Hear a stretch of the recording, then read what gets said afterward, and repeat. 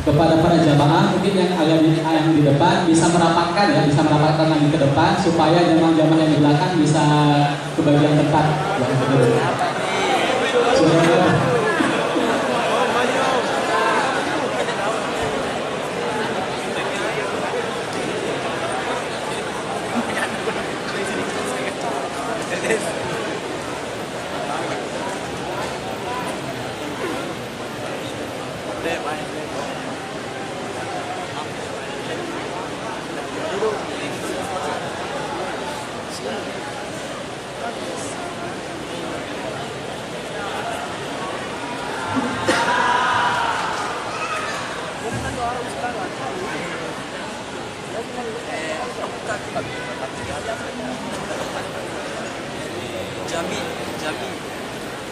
Assalamualaikum warahmatullahi wabarakatuh.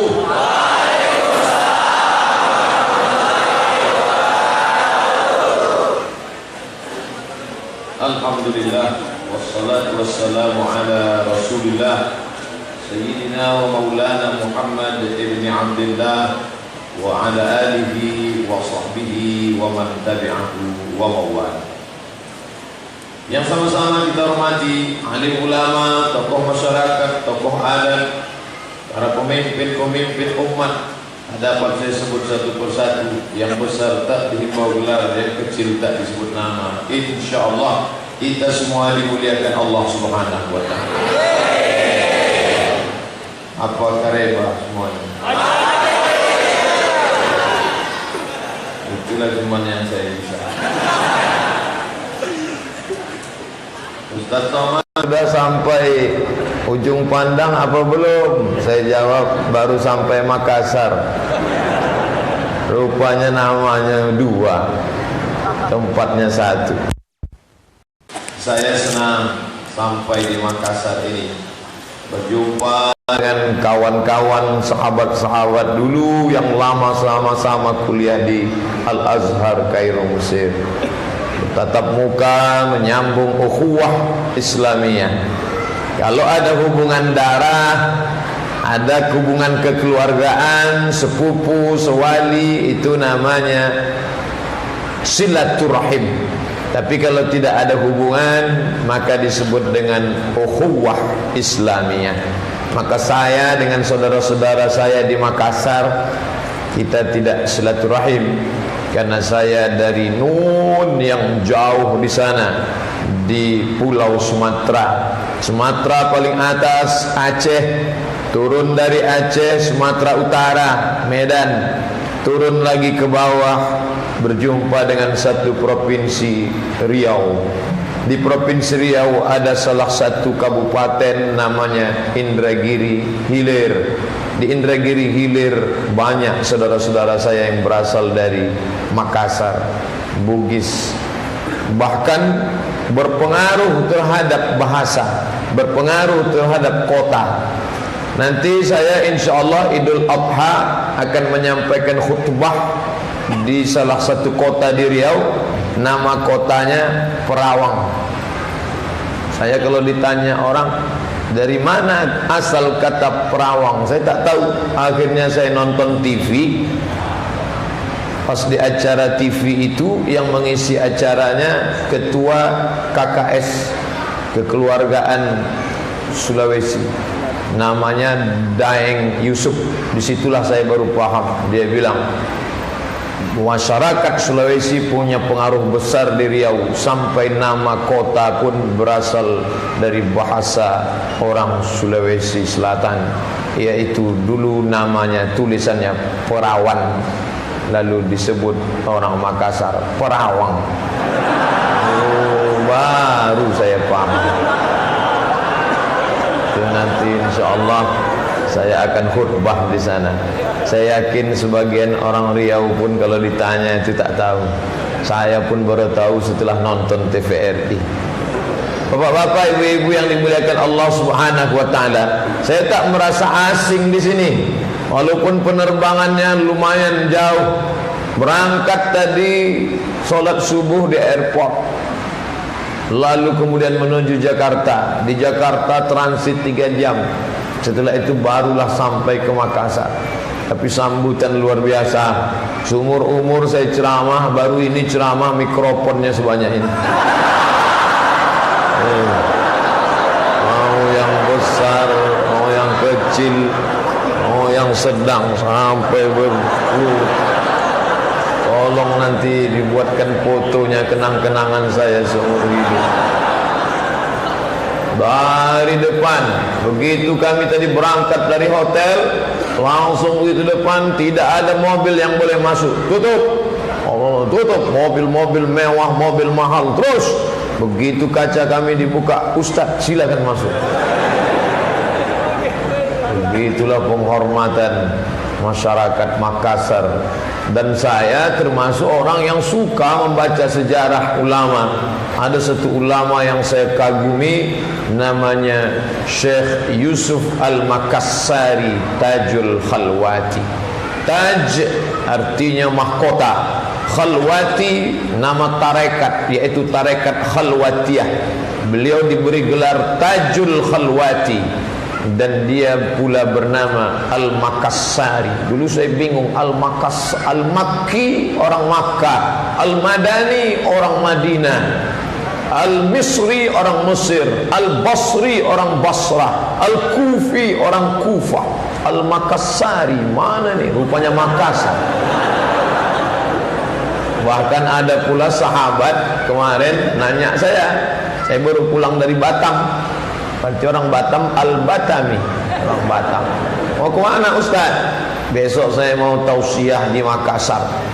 Oh, Makassar itu dari bahasa Arab kata dia. Loh, saya nggak tahu Makassar di bahasa Arab. Ya, apa itu? Ma artinya tidak, kasar artinya kurang, Makassar tak ada kurangnya. Itu dia tak mau sebut namanya, menjaga kode etik jurnalistik. Tapi yang saya rasakan selama di sini memang tak ada kurangnya. Makanan cukup, minuman cukup. Tadi pas mau sholat saya penasaran, apalah yang di depan itu pakai sarung kuning bunga-bunga. Dalam pikiran apa? Begitu dibuka rupanya botol aqua. Luar biasa, banyak hal-hal tak terduga di Makassar. Mohon maaf Ustadz Abdul Somad, mestinya di luar sana dipasang layar. Kami kurang antisipasi, kata orang tua kita. Alhamdulillah tidak menyurutkan masyarakat Makassar. Layar tidak ada, tegak sampai ke tangga penuh. Begitulah tema kita malam ini tentang ukhuwah Islamiyah, persaudaraan sesama Islam. Mau orang Bugis, mau orang Sunda, mau orang Jawa, mau orang Melayu, mau datang dari Sumatera, dia adalah saudara selama sama-sama asyhadu an la ilaha illallah wa asyhadu anna Muhammadan Rasulullah. Mana bukti persaudaraan Islam? Nih, tak pernah. Jangan undang Abdul Somad, dia bukan orang Makassar. Jangan undang Abdul Somad, dia orang Sumatera. Tidak, semuanya dari Adam. Kullukum min Adam, kalian dari Adam. Wa Adam min turab, Adam dari tanah. Dari tanah kembali menjadi tanah. Dari dalam tanah naik ke atas tanah, jalan-jalan, mati masuk ke tanah. Warna kulitnya hitam macam tanah. Lihat retak-retak macam tanah lama tak ada hujan. Dicium bau tanah, mati dimakan cacing tanah. Apa yang disombongkan?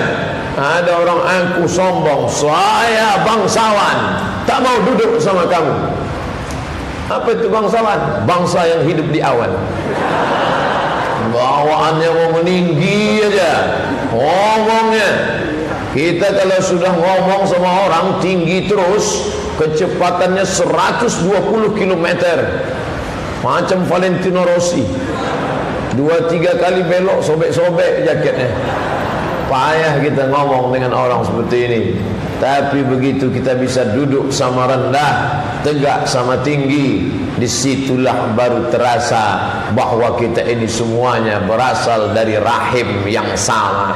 Makanya orang yang punya hubungan disebut dengan silatu, menempelkan, silatu mengeratkan, silatu merekatkan, rahim, kantong janin tempat kantong janin tempat anak dalam perut perempuan, itu disebut dengan rahim.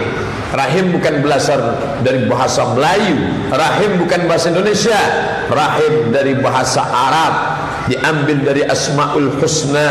Yang pertama kali kita buka Al-Quran bukan a'udzubillahi minasyaitonirrajim, bismillahirrahmanirrahim jabbar, enggak. Tapi yang pertama disebut bukan kuasa Allah, bukan kehebatan Allah, bukan keagungan Allah. Yang pertama yang disebut bismillahirrahman, kasih sayang Allah. Ar-Rahim, sebagaimana sayangnya Rahman, begitulah sayangnya Rahim. Kantong janin, tempat anak dalam perut perempuan.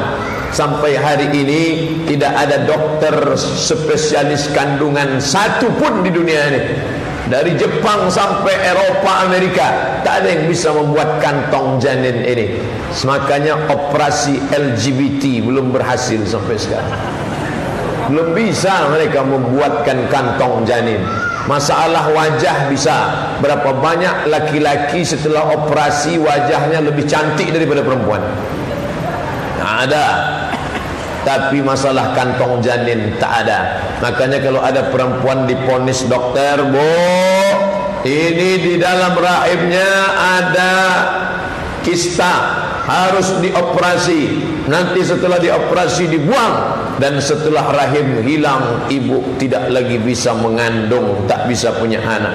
Maka si ibu pun meneteskan air mata, menangis terisak. Oh, aku tidak bisa punya anak. Istrinya menangis, suaminya tersenyum. Kan banyak yang senyum sekarang. Apa maksudnya Pak Ustaz? Yang enggak nyambung minum. Kalau kurang cairan payah konek ya. Yang jelas bahwa rahim, keutamaan, kehebatan. Sepanas-panasnya Afrika Utara 50 derajat Celcius, belum ada janin yang melompat keluar karena kepanasan. Sesejuk-sejuknya kutub selatan, di bawah 0 derajat, tidak ada janin yang keluar beku macam es batu. Kenapa? Karena rahim tempat yang paling stabil. Tempat paling stabil di dunia adalah rahim. Makanya anak-anak itu lahir dalam keadaan tenang. Tapi setelah dia sampai ke dunia, maka dia kedinginan, menggigil, biru bibirnya waktu pertama lahir. Bagaimana cara memanaskan badannya?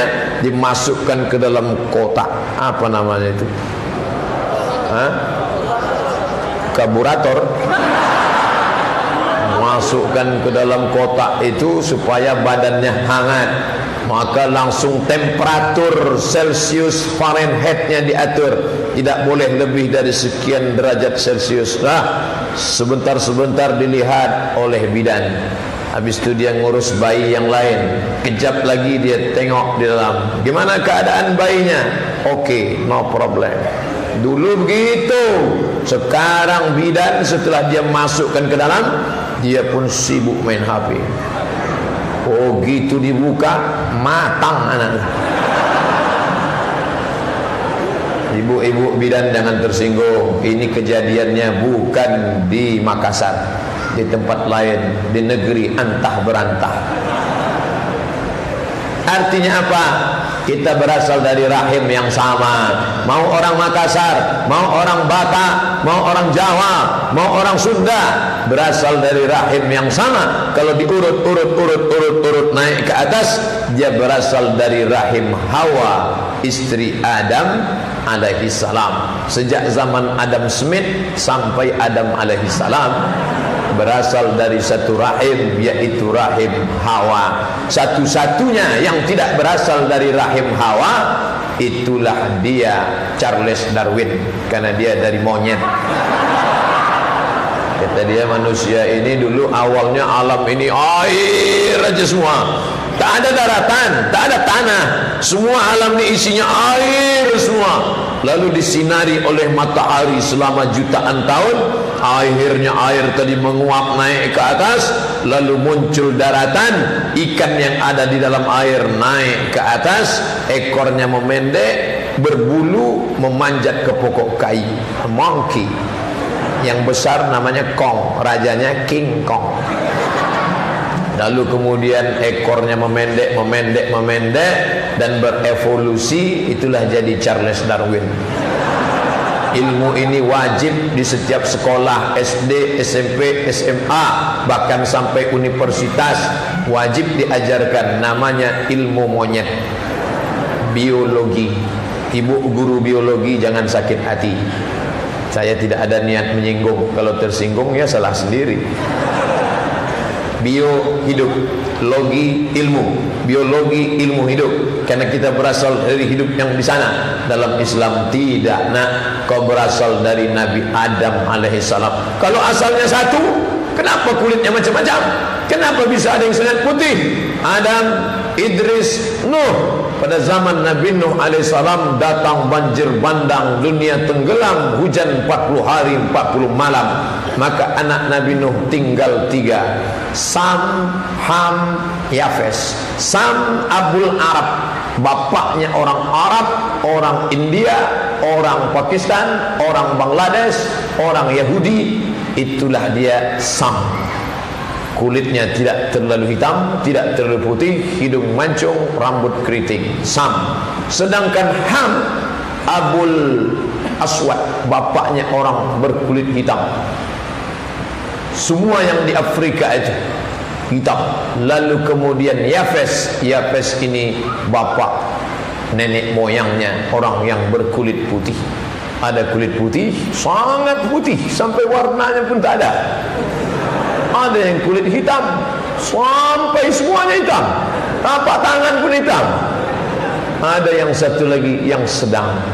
Lalu kita ini keturunan yang mana?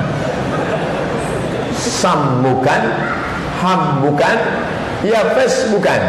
Kita ini disebut dengan India belakang. Menikah India dengan Cina, lalu yang diambilnya yang jelek-jeleknya aja. Kulit si India diambil, pas hidung Cina diambil, pas rambut Cina lurus diambil. Nah, itulah nasib lah. Baik yang dimuliakan Allah SWT. Vietnam, Laos, Kamboja, Thailand, Filipina, Indonesia, Malaysia, Brunei Darussalam. Itu semua bentuknya sama. Hanya saja yang satu dilalui oleh Islam, langsunglah mereka ini bersyahadat. Sedangkan ini tidak. Islam datang tidak melalui darat. Kalau dia melalui darat, India turun ke Bangladesh, maka pasti yang dilewati dari Bangladesh ke Sumatera itu Islam semua. India, Bangladesh, Thailand masuk Sumatera. Tapi karena Islam tidak datang lewat darat, dari India langsung ke pulau Sumatera, maka yang dilewati itu tidak Islam.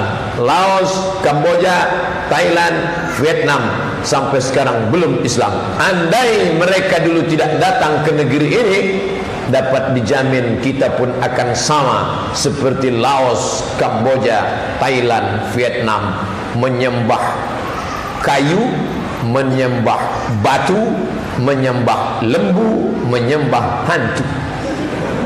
Tapi alhamdulillah, sejak mereka datang ke tempat kita, kita semuanya bersyahadat asyhadu an la ilaha illallah wa asyhadu anna muhammadar rasulullah. Al-muslim, orang muslim, akhul muslim, bersaudara dengan muslim. La yazlimuhu, jangan menzalimi, wa la yuslimuhu, jangan membiarkannya. Al-mu'minun, orang beriman, wal mu'minat, orang beriman, ba'duhum awliya'u ba'd, mereka itu saling tolong menolong. Mana buktinya? Yashuddu ba'duhum ba'da, mereka saling menguatkan seperti bangunan yang kokoh. Ada dinding, ada tiang, ada atap, ada lantai, tak pernah saling menyalahkan. Lantai tak pernah menyalahkan tiang. Tiang kau cuma tegak aja, baring dong sekali-sekali. tiang tak pernah menyalakan atap. Kau kenapa di atas? Turunlah kalau memang engkau mau rendah hati. Kita dengan peran kita masing-masing. Disinilah letak ukhuwah Islamiyah. Tapi Islam tidak hanya sebagai sesama saudara Islam. Saya tidak ingin ceramah saya disalahpahami. Ustaz Somad kemarin waktu ceramah itu dia katakan sesama Islam saja yang bersaudara. Kalau tidak Islam tidak saudara. Kalau ada nanti isu setelah saya pulang ngomong nulis begitu, pasti dia dengar ceramahnya tidak selesai. Ini bahayanya kalau tukang sunat dengar ceramah. Semua disunat, ceramah pun disunat, dengar sampai habis. Makanya selalu tulisan di YouTube, tolong tonton sampai selesai baru beli komentar. Sekarang banyak orang nonton nggak mau selesai. Kenapa kau tidak tonton sampai selesai? Paket takut habis. Selesaikan, baru ambil kesimpulan. Ini sekarang anak-anak muda nonton rajin, tapi hanya sekejap sedikit, habis itu share. Alhamdulillah Pak Ustaz, di grup sudah full semua tentang ceramah Pak Ustaz, yang 5 menit, yang 10 menit, yang setengah jam, yang tanya jawab. Saya share semua. Kamu sudah dengar? Enggak. Saya mau dapat royalti pahalanya aja Pak Ustaz. Ya enggak bisa. Makanya dengar sampai selesai baru ambil kesimpulan. Islam tidak ekstrim. Jangan nanti keluarkan isu Abdul Somad Ustaz ekstrim, meninggalkan fitnah, merusak ukhuwah. Kami yang sudah bertetangga dengan Kristen, dengan Cina, Buddha, dengan Konghucu jadi ramah selama ini, menjadi pemarah. Tebarkan Islam yang ramah, bukan Islam yang marah. Sampai-sampai ketika Syekh Atiyah Saqar, guru besar Al-Azhar, bahkan pernah mencapai derajat sebagai mufti Al-Azhar, ketika ditanya, Syekh, boleh apa tidak memberikan hewan kurban kepada non-muslim? Apa kata Syekh Atiyah Saqar dalam kitab Fatwa Al-Azhar? Boleh memberikan daging kurban kepada non-muslim bersyarat. Syarat pertama, daging kurban sunnah, kurban wajib tak boleh. Apa itu kurban wajib? Kurban nazar. Saya bernazar, kalau anak saya lulus PNS, saya mau kurban. Tapi kalau dia tidak lulus, sampai mati saya nggak akan berkurban. Nah, itu tak boleh. Maka dagingnya itu tidak boleh, karena yang wajib tidak boleh diberikan kepada non-muslim. Makanya zakat hanya 8 asnaf. Innamas sadaqatu lil fuqara wal masakin wal 'amilin 'alaiha wal mu'allafati qulubuhum wa fir riqab wal gharimin wa fi sabilillah wa ibnis sabil. Tapi kurban sunat silakan. Jadi jangan ekstrim. Yang bertetangga dengan Cina, yang bertetangga dengan Batak, yang bertetangga dengan Manado, yang bertetangga dengan Kristen, tiba-tiba nanti anak muda pulang bawa daging kurban. Itu 2 plastik, kenapa enggak kamu kasih? Dia bukan golongan kita. Terus dia tidak layak menerima kurban. Dia yang harus kita kurbankan. Oh, jangan. Islam bukan begitu.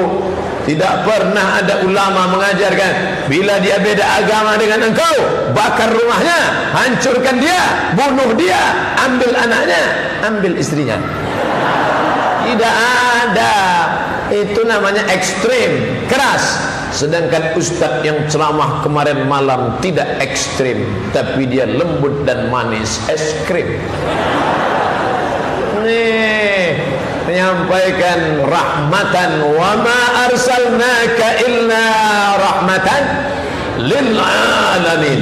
Yang mendapat rahmat dengan kedatangan Sayyidina wa Maulana Muhammad bukan hanya manusia, tapi juga rahmatan semesta alam. Itulah yang dinyanyikan oleh ibu-ibu tadi. Sebelum Ustaz Abdul Somad, harap ini ada solawat. Ini ungkapan ibu-ibu Makassar ingin menyambut Ustaz Abdul Somad. Salatullah, salamullah ala Rasulillah, salatullah, salamullah ala Yasin Habibillah. Siapa tu Yasin sama Toha Pak Ustaz? Ya Nabi Muhammad. Ala Toha Rasulillah, ala Yasin Habibillah. Siapa yang ngomong nama dia? Anal mahi, aku al-mahi. Al-mahi menghapus dosa. Anal aqib, aku yang terakhir. Terakhir apa maksudnya? Terakhir para nabi. Anal hasyir, aku yang akan membangkitkan. Siapa dia yang membangkitkan? Muhammad. Ana Ahmad, dia juga Ahmad. Makanya dalam Quran disebut ya'ti min ba'dismuhu Ahmad. Anal Fatih, aku pembuka. Anal Khatim, aku penutup. Ana Toha, aku Toha. Aku juga Yasin. Jadi Toha dan Yasin adalah nama dia. Makanya di tempat kita namanya siapa? Muhammad Toha. Itu Pak apa namanya? Muhammad Yasin. Dulu nama orang dulu begitu. Sekarang nama siapa? Charles. Mohon maaf bang bapak, namanya Charles. Gak apa-apa. Nama yang paling baik, paling tinggi, nama yang ditempelkan kepada Allah. Nomor 2, nama yang ditempelkan kepada Sayyidina Muhammad sallallahu alaihi wasallam. Mana contoh nama yang ditempelkan kepada Allah? Abdu, hamba. Allah, Abdullah. Asmaul Husna, Abdullah, Abdul Rahman, Abdul Wahab, Abdul Ghafur, Abdul Somad. Nama yang ditempelkan kepada Nabi, siapa namanya? Ibrahim. Siapa namanya? Ishak. Siapa namanya? Nuh. Siapa namanya? Muhammad Ibrahim, Muhammad Ishak, Muhammad Nuh, Muhammad Adam. Dulu begitu nama orang. Sekarang enggak. Nama anak bapak siapa? Noah. Itu orang barat yang nyebut. Kalau dalam Quran Nuh. Nama ibu anaknya siapa? Solomon, Sulaiman. Nama kamu siapa bro? Bram. Begitu dilihat KTP pas mau naik pesawat airport, siapa? Saya minta KTP untuk ini. Ibrahim. Mulak balik diketik di FB Ibrahim, kok enggak ada gambarnya. Nama ente siapa? Aku kaca di Ibrahim enggak ada. Bram. Bapak Ibu yang dimuliakan Allah Subhanahu wa taala, what is in a name? Apalah arti sebuah nama? Tapi dalam Islam nama adalah doa. What is in a name? Apalah arti sebuah nama? Siapa yang ngomong begitu? Shakespeare. What is in a name? Shakespeare seorang penulis novel dari Inggris. Shakespeare namanya aja terbayang, ini orang pasti nggak pernah mandi wajib. Sunat. Ustadz ini provokator nih. Saya tidak provokator, saya bicara tentang kebenaran. Tapi bahwa dia bersaudara, ya ini semua ukhuwah Islamiyah. Tapi dengan Shakespeare, dengan Charles, dengan Bernard, maka kita bersaudara ukhuwah insaniyah. Sama-sama manusia. Sayyidina Ali karramallahu wajhah menimba air, ngambil upah nimba air, sumurnya dalam di rumah orang Yahudi. Nabi SAW tidak melarang. Itu dalil boleh kerja di tempat orang non-muslim. Pak Ustadz, saya security nih, kantor non-muslim, apakah gaji saya halal? Halal. Mana dalilnya? Sayyidina Ali mengambil upah menimba air di Madinah. Nabi tidak melarang. Sekantor dengan non-muslim tidak apa-apa. Tapi kalau sudah masalah agama, tidak ada tawar menawar. Wala ana abidu ma'abattum wala antum abiduna ma'abud lakum dinukum. Ini sekarang kita berhadapan dengan 3 kelompok. Ekstrim kanan, kalau beda dengan agamamu, jangan tegur, jangan sapa, jangan senyum, campakkan dia ke laut.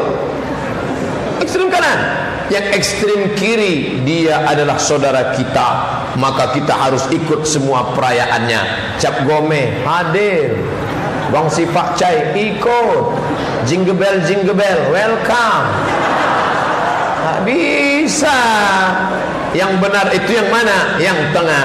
Wa kadzalika ja'alnakum ummatan wasata.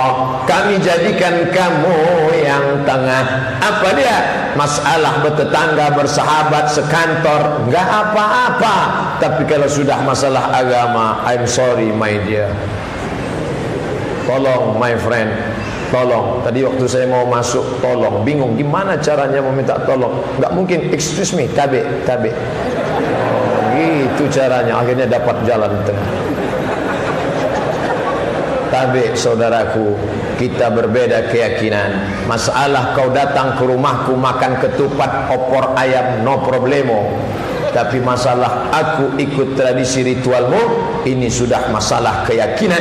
Man tasabbaha biqaumin, siapa yang ikut-ikut tradisi suatu kaum, wa huwa ma'ahum, maka dia bagian dari mereka, fa huwa minhum, dia sudah dianggap bagian dari mereka. Wa husyira yaumal qiyamati ma'ahum, nanti di akhirat dia akan dibangkitkan bersama mereka. Idza sama'un fatarat, langit terbelah, wa idzal kawakibun tatarat, planet bertabrakan, wa idzal bi'aru fujirat, ketika lautan diledakkan, naik semua air laut ke darat, wa idzal quburu bu'thirat, ketika semua yang dikubur dibangkitkan, bangkit dari kubur. Tengok sebelah kanan Jet Li, tengok sebelah kiri Chu Yun Fa, pandang ke depan Jackie Chan, pandang ke belakang Ahok.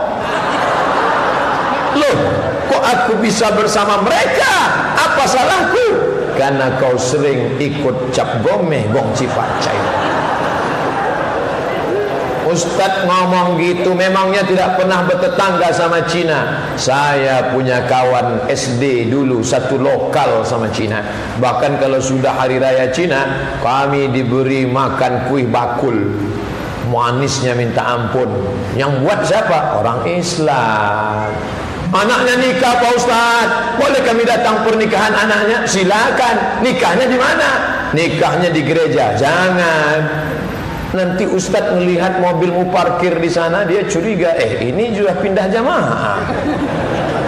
Nikahnya di hotel Pak Ustaz. Enggak apa-apa di hotel, dengan syarat dibuat 2 kemah, Islamic food, kafir food. Oh, janganlah terlalu kasar, non-Muslim food.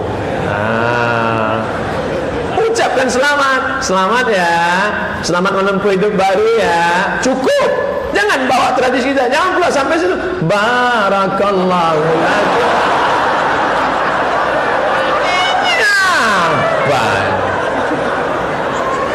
Semoga sakinah mawaddah warahmah ya, itu bahasa kita. Selamat menempuh hidup baru, semoga sampai ke pulau harapan. Oke, gitu, pakai bahasa yang umum. Habis itu ya makan, singgah ke Muslim food. Begitu selesai Muslim food, dia mampir ke sini. Kamu kenapa makan di sana? Itu dia makan anjing, makan babi. Enggak apa-apa Pak Ustaz, kuahnya aja dikit. Ya enggak bisa. Jadi ada aturannya, bukan berarti ini Ustaz Somad ini ngomong begitu enak aja. Memangnya Ustaz nggak pernah punya tetangga Kristen? Saya punya tetangga sebelah rumah. Ini rumah saya, ini rumah sebelah. Saya nonton TV di rumah dia pernah. Dia ngasih makanan waktu Natal pernah. Dia kirim antar ke rumah, tapi kuenya dibungkus pakai plastik. Dia kasih minuman kaleng. Bukan saya ikut tradisinya. Tak pernah kata haram. Tak pernah orang tua saya mengatakan gali tanah kubur kuenya. Tak pernah. Kenapa? Tapi kami tidak ikut tradisi, dia antar. Mana dalil boleh menerima makanan non muslim? Nabi dikirim madu 1 botol asal Banha, asal madu Banha, provinsi di Mesir. Yang mengirim siapa? Namanya Jirjis, nama panggilannya Muqawqis, raja Mesir. Nama kotanya Alexandria, didirikan oleh Alexander the Great, lebih kurang 200 km dari Kairo, di tepi laut Mediterania. Datang pembawa surat Nabi dari kota Al-Madinah Al-Munawwarah, namanya Hatib bin Abi Balta'ah. Jirjis membaca surat Nabi, dia terpukau, dia kirim hadiah. Di antara hadiahnya madu, diminum Nabi sampai habis. Jadi kalau ada bapak ibu dikasih madu sama non muslim sampai sekarang takut meminumnya, minumlah. Setelah saya sampaikan ini tetap juga takut, kasih sama saya biar saya minum. Ya perlu takut. Diberi Nabi diberi kendaraan bighal, lebih besar dari keledai, lebih kecil dari kuda. Diterima Nabi, dipakai oleh Nabi sallallahu alaihi wasallam. Diberinya kain itu diterima Nabi. Makanya kita boleh pakai kain yang bukan buatan orang Islam selama tidak ada kaitan agama. Begitu dibuka baju koko, bajunya koko, begitu dibuka made in China. Bukan berarti haram pakai barang orang asing, tidak, selama tak ada kait mengait dengan agama. Bapak Ibu yang dimuliakan Allah Subhanahu wa taala, kepada sesama manusia ada yang lebih unik lagi nih Islam. Kalau dia baik kepada sesama muslim, biasa, tak ada yang luar biasa. Baik kepada manusia, ya, dia manusia. Tapi Islam mengajarkan bukan cuma baik kepada manusia, baik kepada kambing. Banyak yang mengajarkan mari berperi kemanusiaan, tapi ini luar biasa, mari berperi perkambingan. Datang seorang laki-laki Arab, dia seret itu kambing, dia jatuhkan, dia baringkan ke tanah, dia ambil pedang panjang, dia asah pedang itu di depan mata kambing. Nabi marah. Apa kata Nabi? Aturidu antumita mautatin. Apakah engkau mau membuat kambing itu mati berkali-kali? Apa maknanya? Tidak boleh menajamkan pisau di depan mata kambing. Pucatlah kambing itu, tengok. Berkedip-kedip mata kambing, hancur gitu.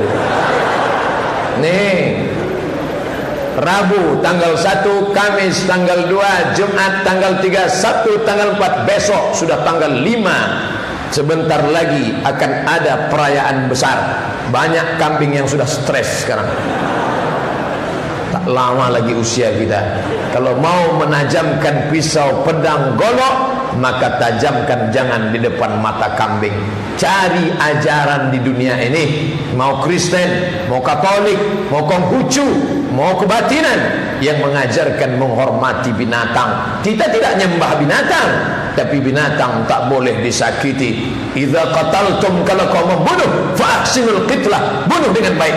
Wa idza dzabhtum, kalau kau menyembelih, fa ahsinul dzabha, sembelih dengan baik. Bagaimana menyembelih dengan baik? 2, falyu'idda syafratahu, tajamkan pisaunya. Tajamkan pisaunya. Wal yurih dzabihatahu, buat binatang itu mati tenang. Nanti hari Jumat berapa banyak binatang, kerbau, sapi, kambing yang mati tidak tenang. Nabi mengajarkan motong, putus 2 urat, putus urat leher, darah putus, napas putus, makan putus. Masalah motong ini mesti dibuat pelatihan.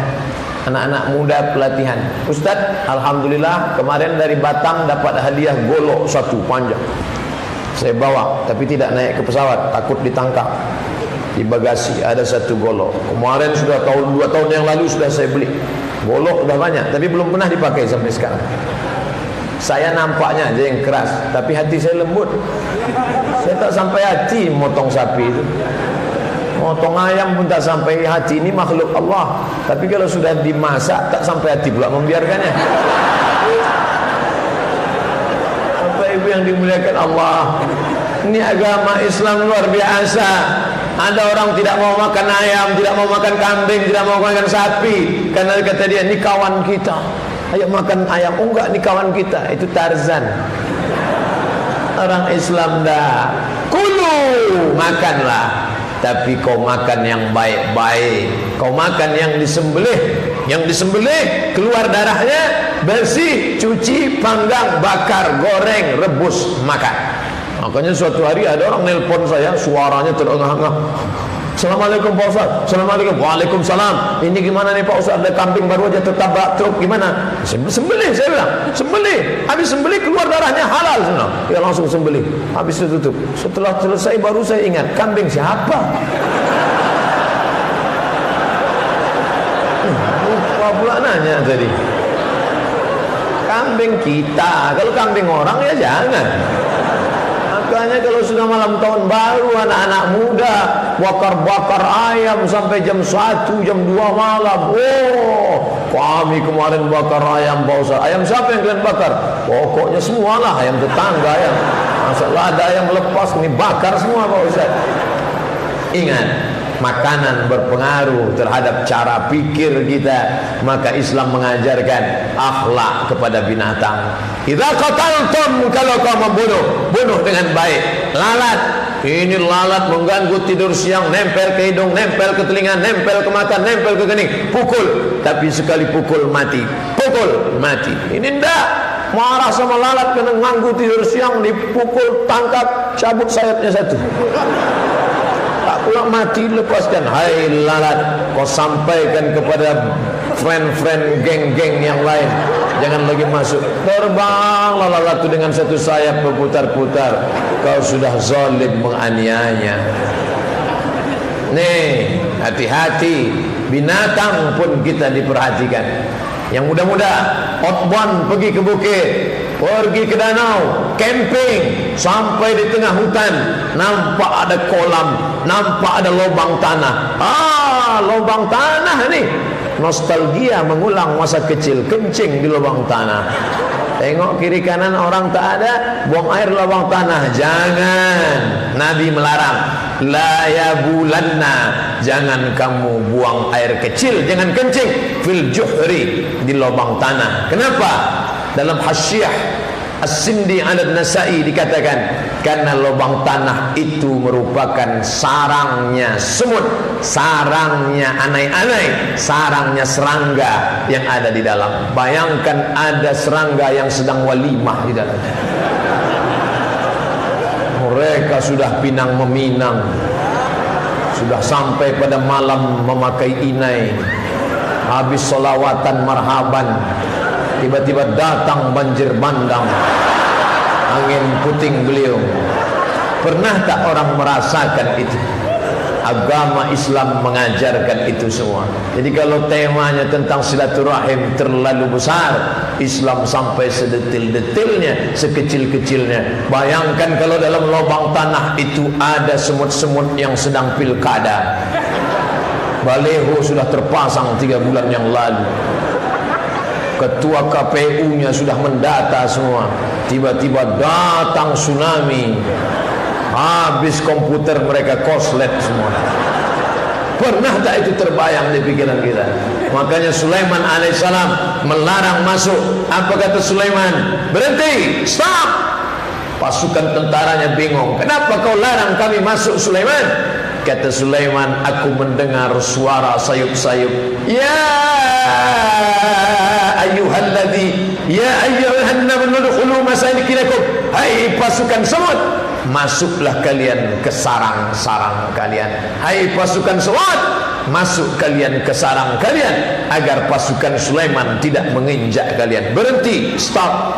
Kita perlu pemimpin yang mengerti bahasa semut. Kita perlu pemimpin yang mengerti bahasa kambing. Apa makna ucapan Ustaz Somad?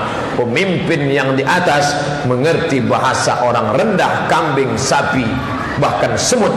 Karena ada orang-orang yang teraniaya dan doanya makbul. Da'watul mazlum la turad. Doa orang teraniaya tak ditolak Allah Subhanahu wa taala.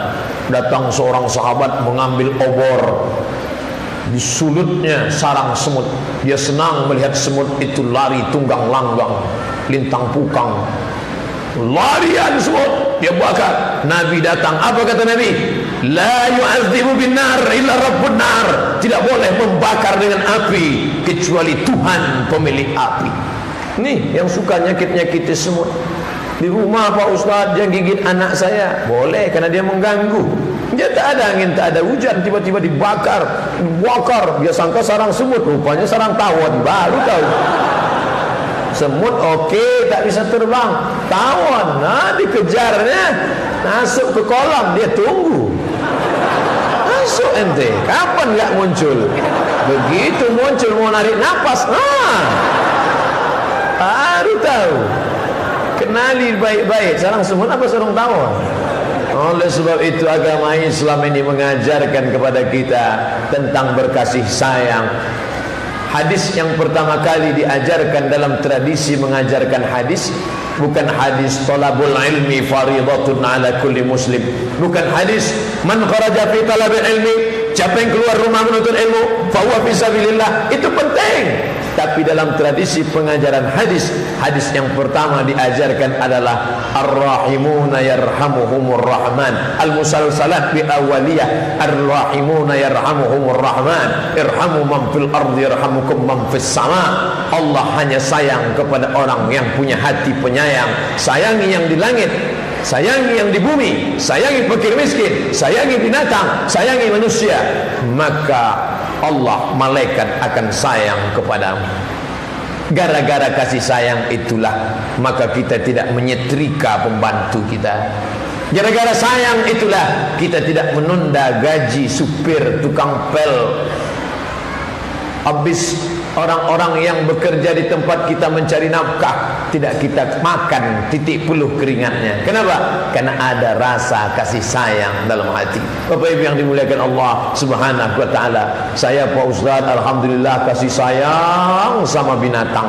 Mana buktinya? Di rumah saya banyak, ada kucing Anggora, terus ada burung kakak tua. Mantap. Iya. Untuk kucing itu aja saladnya sampai 3 juta sebulan. Untuk fakir miskin, ya setahun sekali lah Pak Ustaz, zakat fitrah. Untuk kucingnya samponya dari Amerika, sementara dia untuk rambutnya pakai sabun telepon. Gimana nanti sama binatang? Boleh enggak ini memelihara ikan? Boleh. Buat kolam. Kadang melihat ikan dalam kolam kita senang. Stres di kantor banyak tekanan, di jalan begitu pulang ke rumah melihat ikan senang. Tapi ikannya buat ramai-ramai. Ikan mas koki, ikan dari Jepang itu ramai, bagus. Burung Pak Ustaz, buat sarangnya besar, ada pokok kayu di dalam, ada kolam di bawah, buat berpasang-pasangan. Ini sekarang banyak orang menyiksa burung, dibuatnya burung satu sangkar cantik, tapi seekor. Dari sejak akil balik tak pernah nampak perempuan. Seekor, setiap pagi dia padahal burung itu menjerit, kawin, kawin, mantap, mantap, terus. Padahal dia sudah menyiksa binatang. Pernah tak kita terpikir tentang itu? Nanti pulang dari sini coba tengok raut wajah burung. Memang betul wajah orang mau minta kawin Pak Ustaz. Belikan burung betina, buat sarangnya besar, ada pokok kayu di dalam, ada kolam-kolam ikan, ada rumput-rumput tempat dia berjalan. Mereka adalah binatang, tapi juga mereka disebut Allah sebagai umat. Wa ma min dabbatin fil ardi, binatang yang melata di bumi, wala ta'irin yatiru bi janahihi, burung-burung yang terbang dengan sayapnya, illa umamun amsalukum, mereka juga umat-umat sama seperti kamu. Kita tak pernah berpikir seperti itu. Tadi saya mulai ceramah ini jam 8, sekarang pas jam 9. Cepat sekali waktu di Makassar. Mulai jam 8, sekarang jam 9, pas 60 menit. Di mana-mana saya ceramah 60 menit sesuai yang tertulis di botol 600 ml. Tapi pengurus nampaknya sudah tahu bocoran, dibuat 2 botol. Akhirnya saya ceramah 2 jam jadi. Sama binatang sayang, sama Kristen, sama Cina, sama Hindu, sama Konghucu sayang, sama pokok kayu sayang. Itu orang Islam. Tapi ada orang Islam sesama Islam tak ada sayang. Bawaannya mau kelahi aja. Ustaz Abdul Somad tadi diminta penghormatan untuk jadi imam. Persilakan Ustaz. Lalu apa kata saya? Kalau pertama kali saya disuruh, saya gini. Kalau diminta kedua kali, kenapa Ustaz enggak mau jadi imam? Memangnya suara Ustaz enggak bagus ya? Memangnya Ustaz enggak pandai baca Qur'annya? Bisa saya jadi imam. Dengar baik-baik. Bismillahirrahmanirrahim. Alhamdulillahi Rabbil alamin. Ar-Rahmanirrahim. Maliki yaumiddin. Dah sampai itu aja. Kenapa Ustaz nggak mau maju tadi? Saya tidak tahu masjid ini pakai mazhab yang mana. Saya tidak mau menimbulkan fitnah. Ternyata masjid ini memakai pendapat Imam Hambali. Imam Hambali bismillahnya tidak kedengaran. Alhamdulillahi Rabbil Alamin Ar-Rahmanir Rahim Maliki Yaumiddin. Itu Hambali. Sedangkan saya di masjid dekat rumah saya pakai bismillah jahar. Bismillahirrahmanirrahim Alhamdulillahi Rabbil Alamin. Maka saya tak ingin merusak. Ini adab etika ikhtilaf namanya. Bukan saya keluar dari sini menyalahkan imam. Saya nggak setuju dengan imam tadi. Bukan nyindir-nyindir imam. Ustaz, boleh nanya Ustaz? Boleh. Apa hukumnya berimam dengan imam yang nggak pandai baca bismillah? Itu namanya. Masalah baca basmalah di awal Fatihah ada 3. Yang pertama jahar mazhab Syafi'i, Bismillahirrahmanirrahim. Yang kedua sir mazhab Hambali dengan Hanafi, Alhamdulillahi Rabbil Alamin. Yang ketiga mazhab Maliki. Maliki tidak pakai basmalah sama sekali. Allahu Akbar Alhamdulillahi Rabbil Alamin. Saya 2 tahun tinggal di negeri bermazhab Maliki. Di mana itu? Maroko. Mazhabnya Maliki. Sistem pemerintahannya bukan republik, kerajaan. Sekarang Raja Muhammad 6, anak Hasan 2, anak Muhammad 5, anak Hasan 1. Jadi namanya Muhammad Hasan dibolak-balik. Tidak pakai bismillah. Tapi saya tetap memakai mazhab Syafi'i. Guru-guru saya di Darul Hadis mazhab Maliki. Saya melihat seorang ulama bermazhab Maliki, namanya Syekh Sayyid. Kenapa dia Sayyid? Karena dia keturunan Nabi Muhammad sallallahu alaihi wasallam. Sayyid Usamah Mansi Al-Hasani. Kenapa disebut Al-Hasani? Karena nenek kakek buyutnya sampai kepada Sayyidina Al-Hasan bin Ali, Sayyidina Al-Hasan bin Fatimah binti Muhammad sallallahu alaihi wasallam. Makanya di akhir namanya Sayyid Usamah Mansi Al-Hasani Al-Maliki di ujung namanya, karena dia bermazhab Maliki. Suatu ketika dia mengajar di majlis yang bermazhab Syafi'i. Saya penasaran, ini kira-kira Syekh Maliki ini baca bismillah atau tidak? Masalah agak rusak juga niat saya malam itu. Mau nengok baca bismillah apa tidak. Maju dia salat maghrib, Allahu Akbar, Bismillahirrahmanirrahim, dibacanya jahar. Saya kaget, terkejut. Selesai itu saya nggak nanya adab etika, segan, nggak enak hati, saya diam. Tapi nampaknya dia tahu hati kecil saya. Saat menjelaskan dia ceritakan, menurut guru-guru kami dulu, dia tak katakan menurut saya, enggak, menurut kami dulu di majlis itu mayoritas bermazhab Syafi'i, maka saya pakai mazhab Syafi'i. Masjid ini sudah menetapkan pakai itu, ikuti. Jangan sampai saya nggak maulah sholat di masjid itu. Kenapa? Imamnya nggak bisa menyebutkan bismillah. Nanti saya ajar dia mengucapkan bismillah. La ilaha illallah Muhammad Rasulullah. Ini etika berbeda mazhab. Saya sampai sekarang, bapak sampai sekarang, ibu sampai sekarang, ada yang mengucapkan sama-sama satu masjid, tapi berbeda cara memasang niatnya. Yang satu masang niatnya, dia mesti ucapkan di mulut, usolli fardal isya arba'a raka'atin adaan ma'muman lillahi ta'ala, Allahu Akbar. Tapi yang satu enggak. Begitu masuk masjid, Allahu Akbar, enggak berniat ya.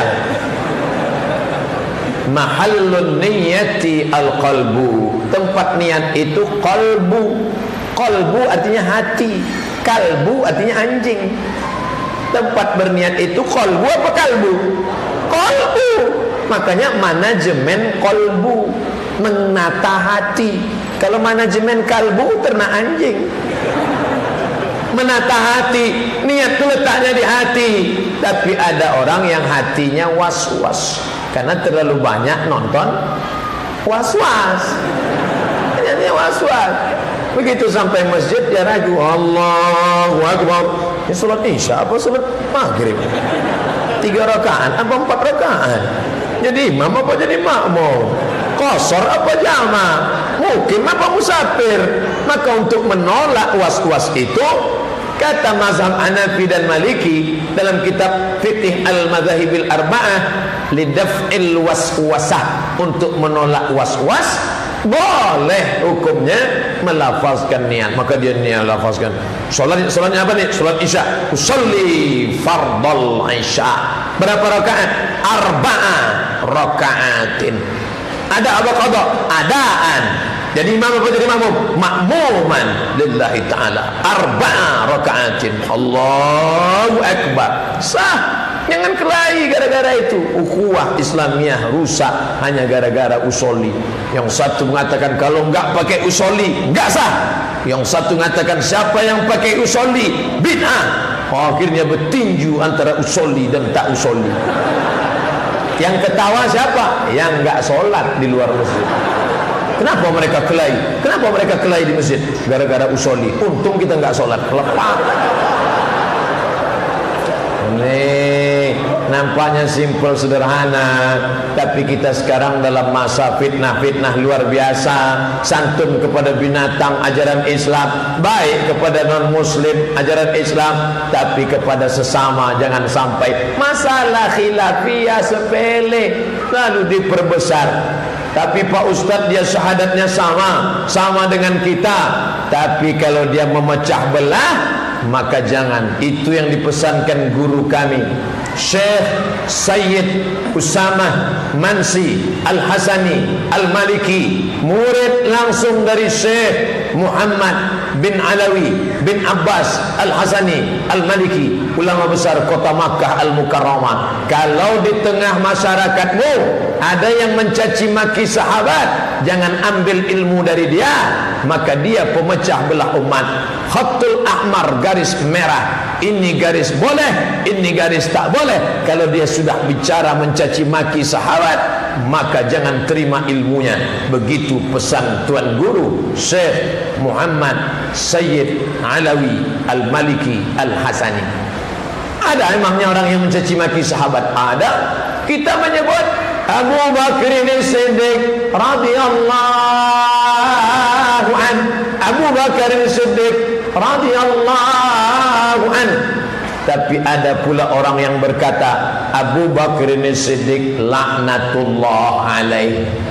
Siapa tu Pak Ustaz? Ada bukunya 40 masalah Syiah, ditulis oleh Emilia Renita, ditulis di dalam Abu Bakar LA. Bukan salah ketik, LA. Apa arti LA? Laknatullah alaih. Oleh sebab itu hati-hati dengan pengajian, mudah menandainya. Makanya kata Imam Syafi'i yang mengaku bermazhab Syafi'i, Imam Syafi'i yang ngomong, la tusalli khalfa rafidhi, jangan kau solat di belakang Syiah Rafidah. Kata Imam Syafi'i. Murid Imam Syafi'i bertanya, namanya Imam Al-Buaiti, sifhub lana, bagaimana kami tahu sifatnya? Jubahnya sama, kokonya sama, bajunya sama, syahadatnya sama, apa bedanya? Man qala inna Abu Bakr wa Umar laysa bi imamaini fa huwa rafidhi. Siapa yang mencaci maki Abu Bakar dan Umar, maka dia Syiah Rafidah. Jangan kau solat di belakangnya. Pesan Imam Syafi'i. Ini bukan kata Abdul Somad. Ini hati-hati kita. Pemecah belah umat terbagi dari berbagai macam. Liberal, sekuler ingin memecah kita. PKI komunis membentur-benturkan kita. Kalangan Syiah Rafidah ingin merusak kita. Kalangan yang suka membid'ah-bid'ah ahli tahzir juga merusak hubungan kita. Hanya masalah khilafiyah. Kamu kenapa tak datang lagi ke masjid sana? Saya mau ke masjid itu Pak Ustaz. Terus kenapa tak datang? Telunjuk kawan saya goyang-goyang. Hanya masalah telunjuk kok nggak mau datang ke masjid. Mazhab Syafi'i ngangkat telunjuknya sekali saja. 3 jari ditekuk, 1 dibuat bulat melingkar, versi 1. Versi 2, 3 jari ditekuk, 1 ibu jari dipangkal telunjuk, versi 2. At-tahiyyatul mubarakatus salawatut thayyibatu lillah. Assalamu alayka ayyuhan nabiyyu wa rahmatullahi wa barakatuh. Wassalamu alayna wa ala ibadillahi salihin. Kapan telunjuk diangkat? Pada lafaz Allah, asyhadu an la ilaha illallah. Sampai habis tidak turun. Syafi'i. Hanafi angkat sekali, turun sekali. La diangkat, Allah turun. Asyhadu an la ilaha illallah. Hanafi. Hambali, setiap ketemu lafaz Allah angkat. At-tahiyatul barakatuh salawatut thayyibatulillah. Assalamualaikum ayuhan nabi wa rahmatullah. Assalamu alayna wa ala ibadillah. Asyhadu an la ilaha illallah. Asyhadu anna muhammadar rasulullah. Setiap lafaz Allah angkat. Maliki, dari awal sampai akhir tergerak. At-tahiyatul barakatuh salawatut thayyibatulillah. Assalamualaikum. Saya tidak pernah terganggu. Mau dia sekali, mau dia 2 kali, asal jangan la ilaha illallah. Apa? Andai ada seperti itu pun kita tidak boleh menjudge dia, nggak boleh langsung. Itu ayat yang dibaca imam kita tadi, rakaat pertama, in ja'akum fasiqum binaba'in. Kalau datang orang bawa berita, bagaimana kita lakukan? Fatabayyanu, klarifikasi. Gak boleh langsung, kamu mazhab imam metal ya? Langsung tanya dulu, mas, ya kita ini kan sama-sama ukhuwah Islamiyah ya. Iya, boleh saya klarifikasi nanya? Boleh. Tadi waktu kamu angkat ini kelingking kamu kok ikut? Saya baru saja pulang dari rumah sakit. Terus kata dokter ada kesalahan saraf. Setiap diangkat ini, ininya ikut. Tak boleh langsung nuduh. Di rakaat kedua, apa kata tuan imam tadi? Rakaat kedua dia baca ayat, ya ayyuhallazina amanu, hai orang beriman, la yaskhar qaumun min qaumin, janganlah sekelompok orang mengejek orang lain, asa ayyakunu khairam minhum, boleh jadi yang diejek lebih mulia daripada yang mengejek. Nanya, klarifikasi, tabayun bahasa agamanya, supaya jangan timbul fitnah-fitnah. La tatajawaz basaruhu, mata ketika salat mata melihat tempat sujud, tapi ketika tasyahud mata melihat ujung telunjuk. Yang dilihat itu telunjuk kita, bukan telunjuk orang. Siapa suruh kita lihat telunjuk orang? Saya terganggu dengan telunjuk dia, Pak Ustaz. Saya tengok telunjuk kita yang kita lihat. Saya nggak pernah terganggu dengan telunjuk orang. Paling-paling terganggu kena batunya. Ustaz nyindir batu cincin ya? Enggak, saya pakai cincin. Pakai. Apa hukum pakai cincin Pak Ustaz? Nabi pakai cincin. Di sebelah mana? Kelingking. Buka Sahih Muslim bab takhattum, bab pakai cincin. Nabi pakai cincin di kelingking, 3 baris tulisannya, Muhammad Rasul Allah. Muhammad di bawah, Rasul di tengah, Allah di atas. Muhammad Rasul Allah. Khatim cincin, khatam khatim, cincin sekaligus tempel. Dia pakai di kelingking. Kenapa Ustaz tak pakai kelingking? Kelingking saya kurus. Saya takut pas Allahu Akbar lepas.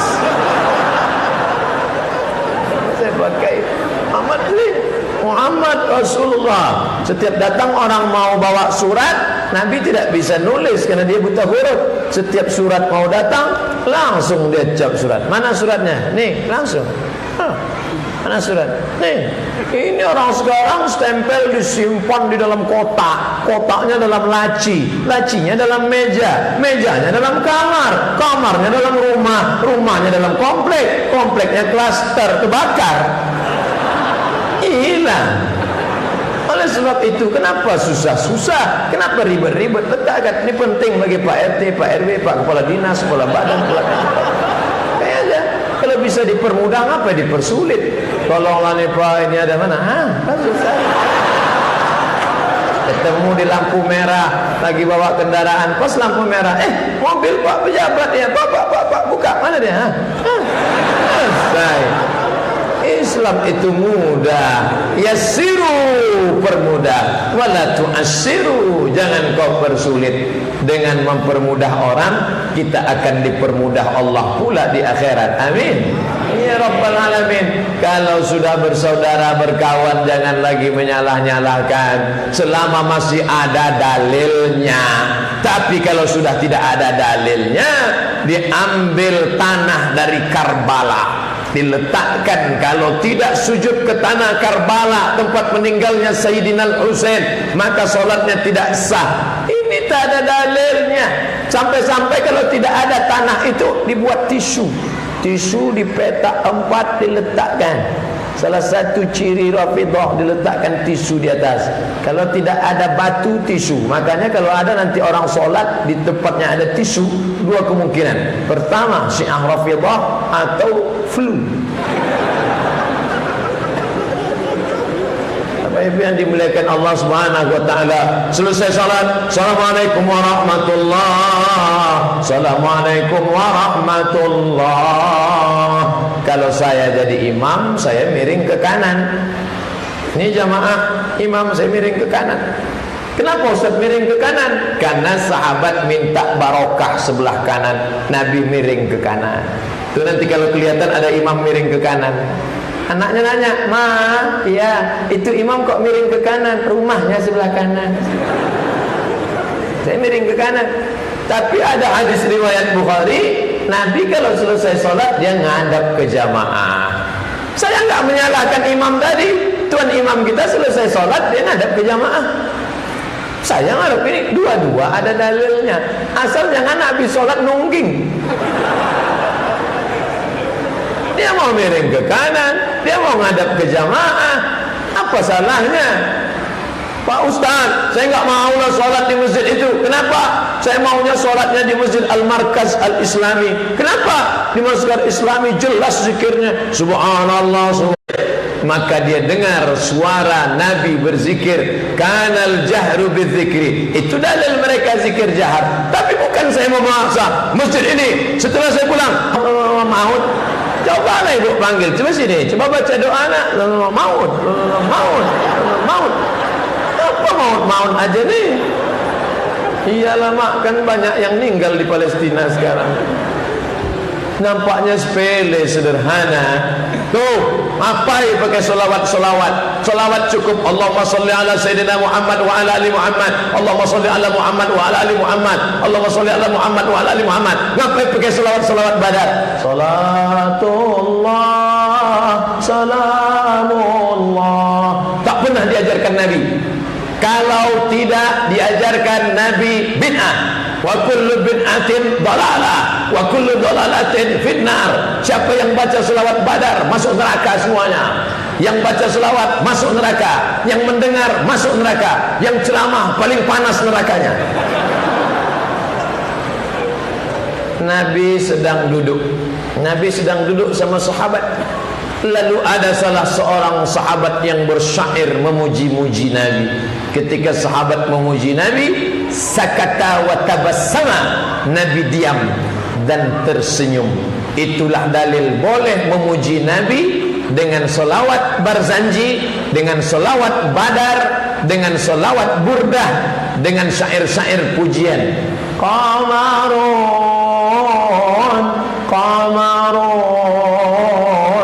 Qamarun sidna Nabi, qamarun wa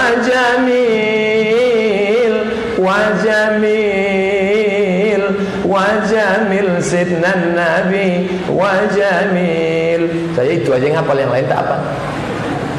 Datang Al-Busiri membuat syair pujian Nabi. Maulaya salli wa sallim daiman abada ala habibika khairi khalqi kullihim. Maulaya salli wa sallim daiman abada ala habibika khairi khalqi kullihim. Syair dibuat oleh para ulama selama tidak bertentangan dengan Al-Quran dan Sunnah, maka tidak apa-apa. Tapi dia ngerti. Kalau dia tak ngerti, ujungnya tak jelas. Salam alaih, salam alaih. Bagus tak usah berselawat sama sekali. Udahlah suara macam kaleng dipijak.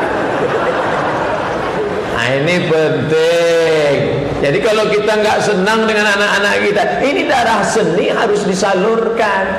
Darah seni disalurkan dalam bentuk syair, dalam bentuk burda, dalam bentuk berzanji.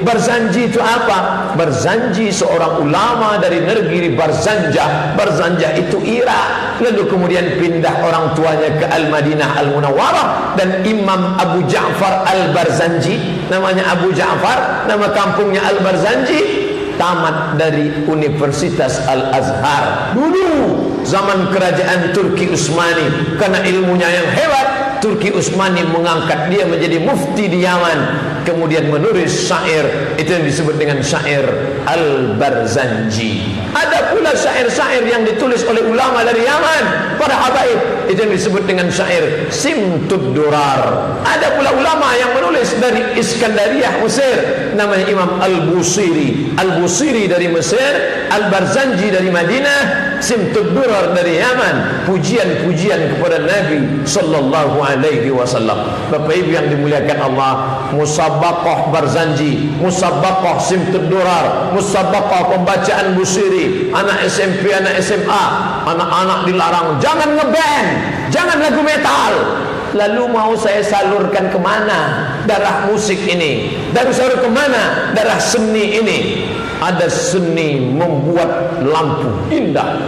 Walaqad zayyana as-samaa, kami hiasi langit bizinatinil kawakib, dengan bintang gemintang. Kami hiasi langit dengan bintang gemintang. Untuk apa? Ketika mata memandang langit, Masya Allah, Subhanallah, seni luar biasa. Dan di Makassar ini bukan cuma seni kaligrafi, bukan cuma seni lampu, bukan cuma seni bangunan, sampai pada seni terali besi.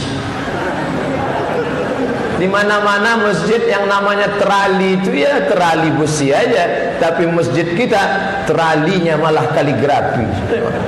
Itu kaligrafi itu. Apa tulisannya itu? Saya pun tidak bisa bacanya. Kaligrafi luar biasa. Artinya apa? Yang dulu orang suka menggambar patung, wah, gambar patung Dewi Kuan Im, gambar patung gorila. Islam melarang patung, tidak boleh. Siapa yang buat patung, maka dia nanti di akhirat disuruh menghidupkan patung itu, dan patung itu akan membaju bara neraka yang akan membakar dia. Tapi seni patung berubah menjadi seni kaligrafi. Makanya di masjid-masjid banyak yang menulis kaligrafi. Masjid kita kenapa enggak ada kaligrafinya?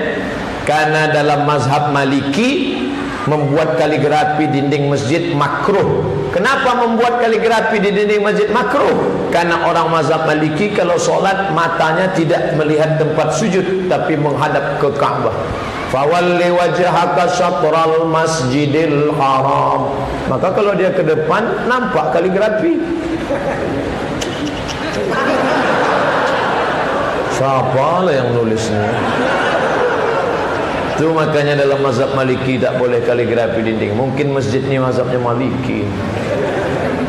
Nih, ukiran yang indah yang cantik. Mana ada zaman Nabi ukiran indah cantik? Nabi hanya menyampaikan khutbah bersandar di batang korma. Lalu datang seorang perempuan, "Ya Rasulullah, aku punya budak hamba sahaya tukang kayu. Dia pandai membuatkan mimbar. Apakah boleh kubuatkan mimbar?" "Boleh, boleh, boleh." Maka dibuatkanlah mimbar 3 lantai. 1, 2, 3. Nabi naik ke atas mimbar lantai 3 menyampaikan khutbah. Ketika Nabi meninggal, Sayyidina Abu Bakar merasa tidak layak tegak di lantai 3. Abu Bakar tegak di lantai 2.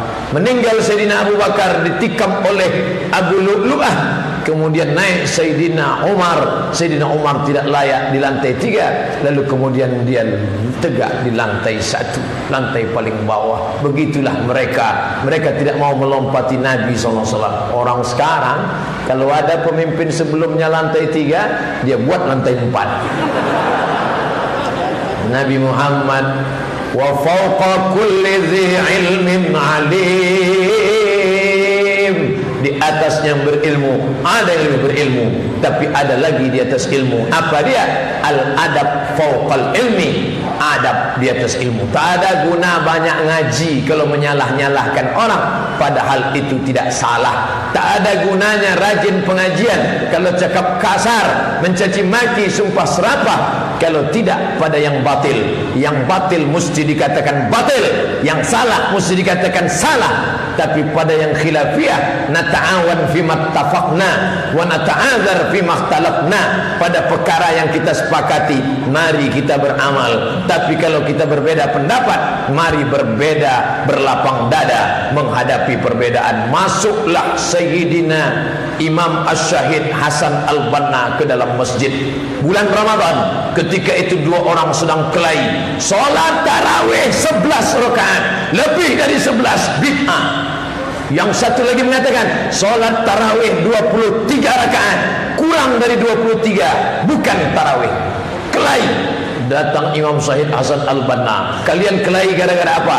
Gara-gara tarawih. Hukum tarawih apa? Sunnah. Kelahi di masjid hukumnya apa? Haram. Gara-gara yang sunnah kalian jatuh kepada yang haram. Tarawih 11 rakaat dilaksanakan Sayyidina wa Maulana Muhammad sallallahu alaihi wasallam. Kenapa 11 rakaat? Apakah dia malas? Apakah karena dia irit? Dia 11 rakaat karena waktu tidak cukup. Rakaat pertama surat Al-Baqarah 2 juz 4 lembar. Pada masa Sayyidina Umar diangkatlah imam tarawih, namanya Sayyidina Ubay bin Ka'ab radhiyallahu an. Ubay, engkau kuangkat jadi imam tarawih, tapi jangan panjang-panjang karena umat sekarang tidak sanggup. Kau buat 23 rakaat, tapi ayatnya kau pendekkan saja, satu malam 1 juz. Pada masa pemerintahan Umar bin Abdul Aziz bertambah menjadi 36 tambah witir 3, 39 rakaat. Maka ada 3 versi, 11 rakaat, 23 rakaat, 39 rakaat. Berdasarkan 3 riwayat ini, maka kata Syekh Atiyah Saqar mengutip pendapat ulama dalam Fatwa Azhar, tarawih itu 2. Kalau ayatnya panjang, rakaatnya sedikit. Kalau ayatnya pendek, rakaatnya banyak. Masyarakat kita cerdas, dikombinasikannya antara 2. Rakaatnya sedikit, ayatnya pendek, dapat dua-duanya. Tidak usah saling menyalahkan. Selama kita masih Ahlussunnah wal Jamaah, natakataf, saling bahu-membahu menolong agama Allah Subhanahu wa taala. Imam Hambali namanya Ahmad bin Hambal, makamnya di Baghdad, Irak, meninggal tahun 241 Hijrah. Imam Syafi'i lahir di Gaza, Palestina, meninggal tahun 204, makamnya di Mesir, Baghdad, Irak. Imam Syafi'i berkunut subuh, Imam Hambali tidak berkunut subuh. 2 orang yang bersahabat luar biasa. Suatu malam Imam Syafi'i tidur di rumah Imam Hambali. Syafi'i itu hebat luar biasa. Lalu ketika malam tidur, anak Imam Hambali mengintip gimana hebatnya Syafi'i itu. Lalu pada waktu paginya anaknya ngadu kepada ayahnya, ayahku Hambali, ya, katamu Syafi'i itu orangnya hebat. Iya, tapi aku mengkhawatirkan 3 perkara pada dirinya. Apa yang kau khawatirkan? Tadi malam aku lihat dia makan banyak sekali makannya. Yang kedua, aku lihat dia tadi malam tidak solat tahajud. Yang ketiga, aku lihat dia solat subuh tidak wudhu. Oh, kalau begitu ini ajaran tidak benar. Ya, kalau begitu mari kita tanya dia. Gitu, klarifikasi dulu. Syafi'i, ya, kata anakku, engkau tadi malam ada 3 perkara yang mengganjal hatinya. Apa dia? Tadi malam katanya engkau banyak sekali makan. Kenapa kau banyak makan? Kata Imam Syafi'i, makanan orang beriman itu adalah obat. Maka kita disuruh banyak bagus makan obat. Makanya nanti kalau saya bertamu ke rumah bapak agak banyak dikit, tolong. Karena makanan orang beriman itu obat. Kata anak saya, kamu tidak tahajud tadi malam. Aku tidak solat tahajud karena dari isya sampai subuh aku membahas, mengambil hukum Quran, hadis, ijma', qiyas. Solat tahajud sunnah, mengambil hukum fardu kifayah, menyelamatkan orang dari kejahilan. Kata anakku tadi malam, engkau kenapa solat subuh tidak wudu? Karena dari isya sampai subuh wuduku tidak batal. Maka ibu bapak yang bisa menahan wudhu, tapi jangan menahan kentut. Yang wudhunya batal silakan wudhu. Ini ditahan kentut sampai biru mukanya.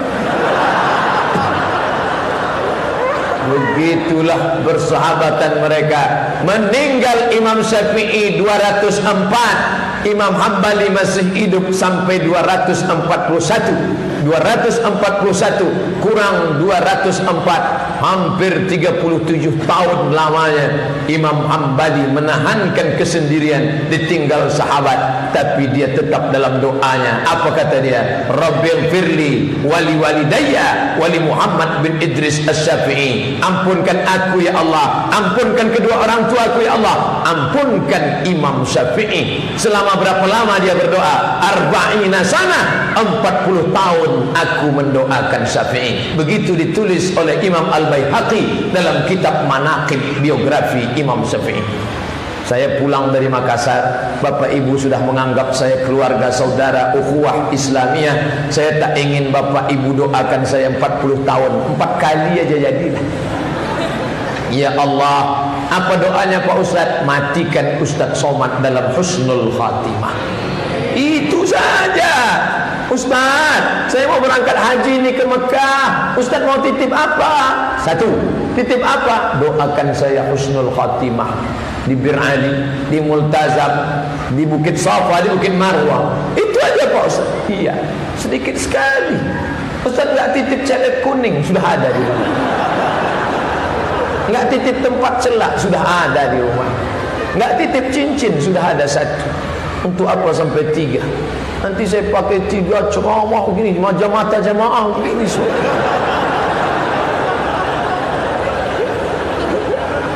Datang orang mau menguji-nguji, mau melaga-laga, mau membenturkan antara Syafi'i dengan Hambali. Assalamualaikum. Waalaikumsalam. Hambali, ya, engkau kalau solat subuh pakai kunut enggak? Enggak, saya enggak pakai kunut, kata Hambali. Kalau Syafi'i pakai kunut sampai meninggal. Bagaimana kalau saya ikut engkau Imam Hambali? Bagus, kau ikut saya bagus. Bagus, ya. Bagaimana kalau saya ikut engkau tidak berkunut, tapi pas solat subuh imamnya Syafi'i? Dia mau ngetes. Apakah Hambali berkata campakkan Syafi'i? Apakah Hambali berkata tinggalkan Syafi'i? Apa kata Hambali? Kalau engkau ikut aku solat subuh tidak berkunut, pada saat engkau solat subuh ternyata imamnya adalah Syafi'i, angkat tanganmu dan ucapkan amin. Nassa alaihi Syafi'i. Begitu kata Imam Syekh Ibn Utsaimin. Kalau imam mau berkunut, maka kau angkat tangan dan ucapkan amin. Allahumma bina fi man hadait, amin. Wa afina fi man afait, amin. Wa tawallana fi man tawallait, amin. Wa barik lana fi ma a'tait, amin. Wa qina bi rahmatika syarra ma qadait, amin. Yang diaminkan cuma 5 saja. Itu doa. Silakan sisanya itu bukan doa tapi sana, pujian. Fa innaka taqdi wa la yuqda alaik wa innahu la yadhillu man walait wa la ya'izzu man adait. Tabarak rabbana wa ta'ala falakal hamdu ala ma qadait. Astaghfiruka wa natubu ilaik. Wa sallallahu ala sayyidina Muhammadin nabiyil ummi wa ala alihi wa sahbihi wa baraka wa sallam. Baruku. Kalau hafal baca, kalau tak hafal jangan dipermasalahkan. Bahkan apa kata Imam Ibnu Taimiyah? Ibnu Taimiyah subuh tidak baca kunut karena dia dalam fikih mengikut mazhab Hambali, walaupun dalam beberapa masalah dia keluar dari 4 mazhab. Idza qanatal imamu faqanata, kalau imam baca kunut maka kau ikut baca kunut di belakang, wa illa fala, tapi kalau imam tidak baca kunut jangan buat kunut sendirian di belakang. Mudah saja jadi makmum, tinggal gerombol kereta api ikut induk kepala di depan, dia baca kunut kita ikut. Sekarang banyak orang melawan imam baca kunut, Allahumma adina fi man hadait, enggak mau, wa afina fi man afait, kamu aja. Ju'ilal imam liyutamma bih, imam diangkat untuk diikuti. Wahai Syekh Ibnu Utsaimin, ulama Saudi Arabia, ya, kalau imam saya baca kunut, apakah saya ikut? Ya. Kenapa gitu, Syekh? Li'annal ikhtilafa syarrun, karena melawan imam tak baik. Kau ikuti saja imam, tapi kalau masih ada dalilnya. Doa kunut masih ada dalilnya, tapi tidak semua perbuatan imam diikut. Masa imamnya kentut kita ikut kentut? Bapak Ibu yang dimuliakan Allah Subhanahu wa taala, man qara'a Yasin, siapa yang baca surat Yasin fi lailatin, pada suatu malam, asbaha maghfuranlah, subuhnya dia sudah diampuni Allah. Sibuk pun baca Bismillahirrahmanirrahim, Yasin wal Qur'anil Hakim. Apa yang dibaca-baca Yasin malam Jumat? Tak ada tu dalilnya. Ada, disebutkan oleh Imam Abul Fida Ismail Ibnu Katsir dalam tafsir Al-Qur'anil Azim. Apa kata beliau? Qala Rasulullah sallallahu alaihi wasallam, Rasulullah bersabda, man qara'a Yasin fi lailatin, buka dalam mukaddimah surat Yasin, siapa yang baca surat Yasin pada suatu malam, asbaha maghfuranlah, besok subuh dia sudah diampunkan Allah. Itu kan malam, enggak ada nyebut malam Jumat. Malam Jumat itu malam apa enggak malam? Malam. Malam Senin, malam Selasa, malam Rabu, malam Kamis, malam Jumat. Malam Jumat di antara 7 malam. Maka kau baca, bagusnya tiap malam. Kalau enggak sanggup tiap malam, malam Jumat seminggu sekali pun jadilah. Dibaca malam diampunkan siang, dibaca siang diampunkan malam. Tapi bacanya bukan hanya sekedar baca mantra. Ini banyak orang baca Yasin cuma baca mantra, bim salah bim abrab kada apa semua. Ujung-ujungnya aja turja'un fayakun. Makanya saya senang sekali melihat di depan kajian Islam bulanan PPPA Darul Quran Makassar. Darul rumah Quran, rumah Quran. Saya tamat dari Maroko, nama sekolahnya Darul Hadis, Darul Rumah Hadis, rumah hadis. Karena memang tidak ada belajar bahasa Arab, tidak ada belajar fikih, tidak ada belajar, yang ada cuman belajar hadis. Maka disebut Darul Hadis. Anak-anak kita Darul Quran, maka dia tidak akan baca Quran seperti itu, pasti pakai tajwid. Bismillahirrahmanirrahim, Yasin. Sekarang ada orang baca Yasin, Yasin. Kenapa kau baca Yasin? Hanya kan 2 biji, Pak. Rupanya baca Latinnya. Dia baca Yasin. Yasin Latin.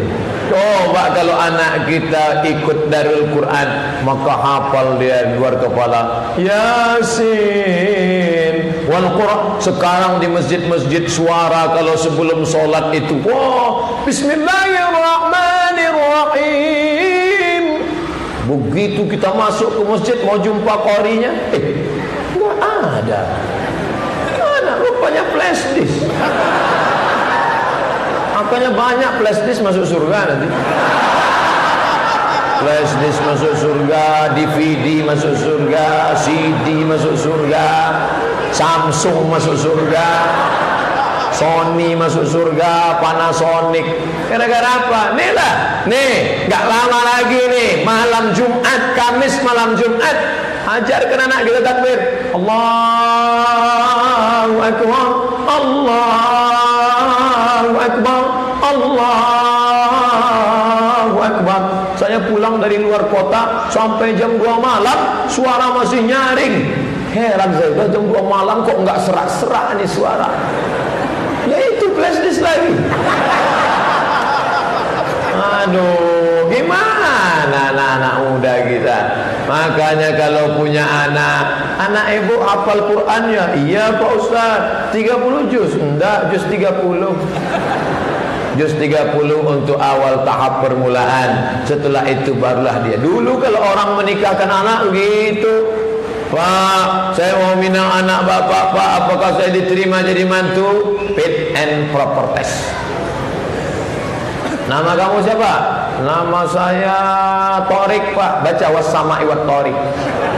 Wassama'i wat Tariq, an-najmu saqib. Nama kamu siapa? Somad, Pak. Baca kul huwallah. Qul huwallahu ahad, Allahus samad.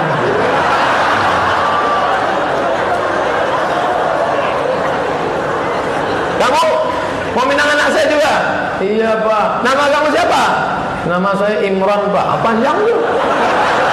Ali Imran.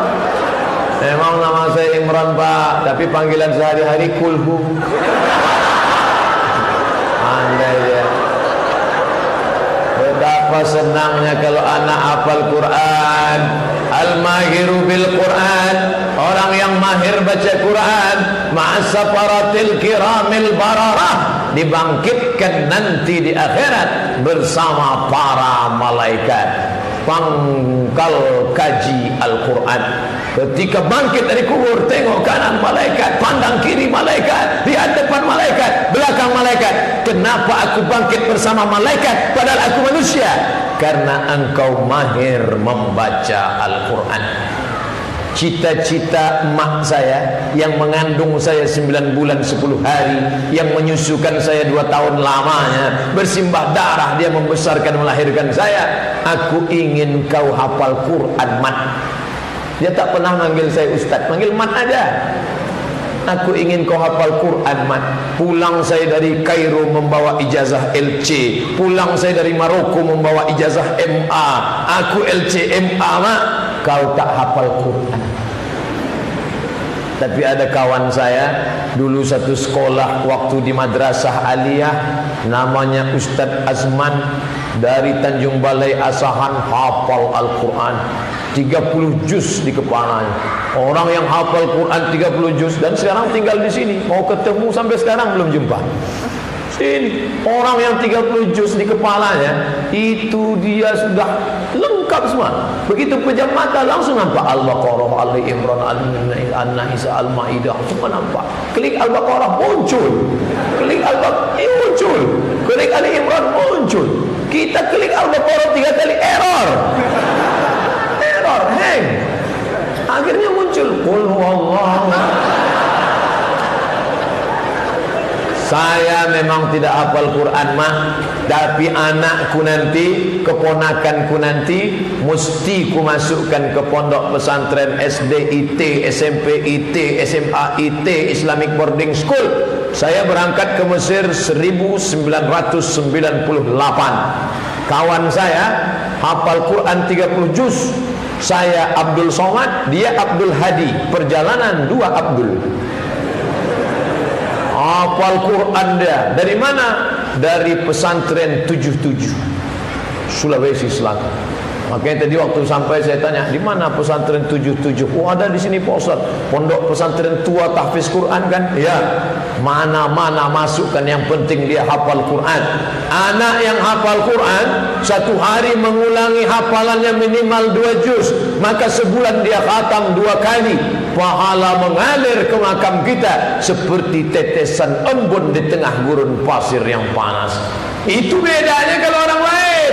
Kalau saya mau kirim Quran ke orang lain, untuk almarhum Abdul Somad Al-Fatihah, itu pun belum tentu sampai.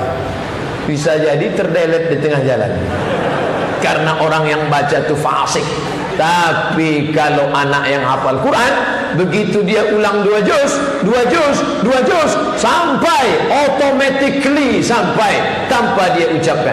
Begitulah indahnya punya anak hafal Quran. Maka masukkan ke sana. Cari anak-anak yang otaknya cerdas, masukkan ke hafal Quran.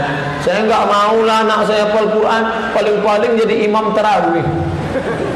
Ini orang tidak layak hidup 2017. Ketua Persatuan Qari dan Hafiz Quran di Mesir namanya Syekh Nu'ainah. Coba cari di YouTube. Syekh Nu'ainah hafal Quran, hafal qiraat. Bayati sobasi kana hawan jaharka di kepala dia semua. Qiraat 14 di kepala dia semua. Apa pekerjaannya? Dokter. Oleh sebab itu anak bapak hafal Quran bisa jadi dokter. Anak bebek hafal Quran bisa jadi pengacara.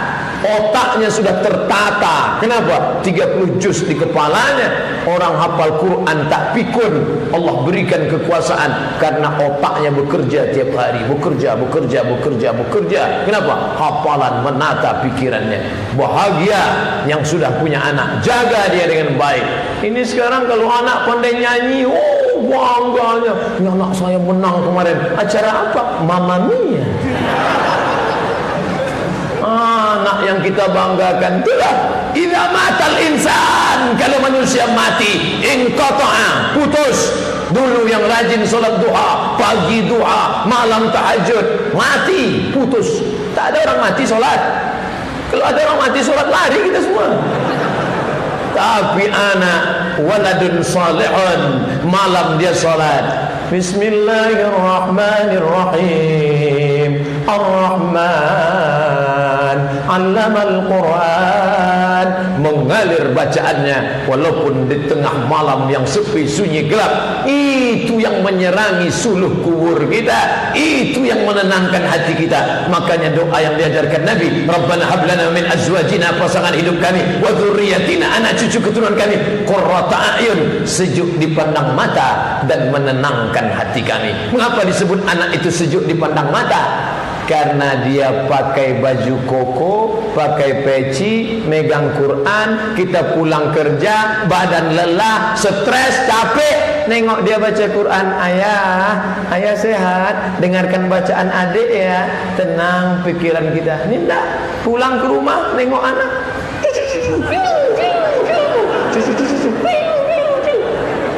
Nak, ayah pulang nak, salam ayah nak. Bukan dia mencium tangan ayahnya, tangannya pula dia kasih cium. Betapa indahnya punya anak hafal Quran. Perempuan hafal Quran tidak akan buka jilbab. Perempuan hafal Quran tidak akan pakai rok pendek. Perempuan hafal Quran tidak akan menyia-nyiakan suaminya. Kenapa? Allah menjaga dia. Malas sudah punya anak hafal Quran, paling-paling jadi ustazah. Siapa bilang jadi ustazah bagus, amalnya mengalir, buka pondok tahfiz Quran? Tapi ternyata sekarang Institut Teknologi Bandung, Institut Pertanian Bogor, Universitas Indonesia, Universitas Gajah Mada menyediakan beasiswa bagi anak full hafal Quran. 30 juz di kepala putri ibu, putri bapak, masuk di fakultas kedokteran, keluar sebagai dokter spesialis, tapi 30 juz di kepalanya. Wajahnya sejuk bekas air wudhu, jilbabnya panjang, masuk ke ruang pasien bawa jarum suntik sambil baca ayat Bismillahirrahmanirrahim Ar-Rahman. Ibu-ibu menengoknya, ya Allah, cahaya Quran di matamu nak. Kalau adalah anak lajangku, kupinangkanlah sama aku. Ada pula bapak-bapak yang sakit di situ, ya Allah, kalau mati biniku, kupinangkanlah. Itu beda ibu-ibu sama bapak.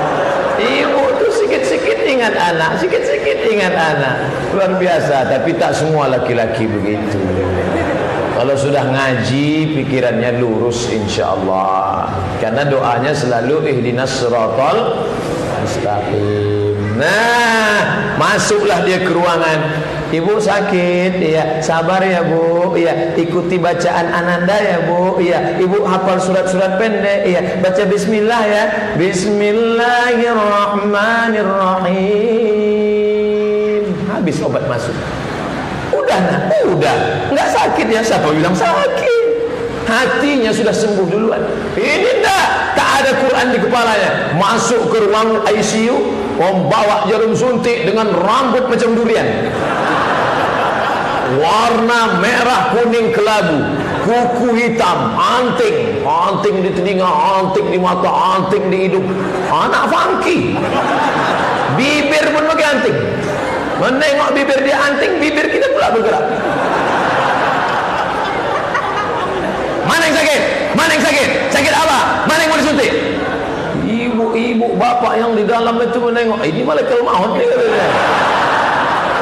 Betapa generasi ini dalam bidang politik kita boleh kalah, dalam bidang ekonomi kita mungkin kalah. Terlalu banyak yang mencaci maki masalah politik.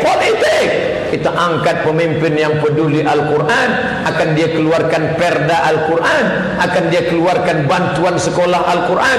Bapak ibu yang punya duit banyak, ada tanah Pak Ustaz 2 hektar, dirikan sekolah tahfiz Quran, SMP Quran, SD Quran, MI Quran, SMA Quran, sekolah tinggi ilmu Al-Quran. Itu yang akan menolong kita. Adapun kebun sejauh mata memandang tak bisa menolong. Emangnya orang mati bawa kebun?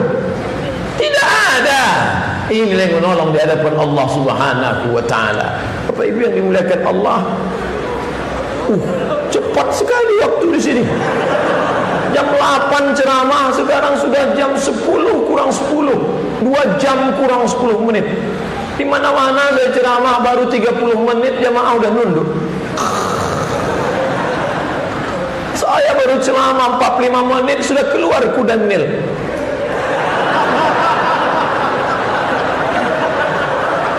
Tapi di Makassar ceramah sudah 2 jam, jemaah tetap tajam.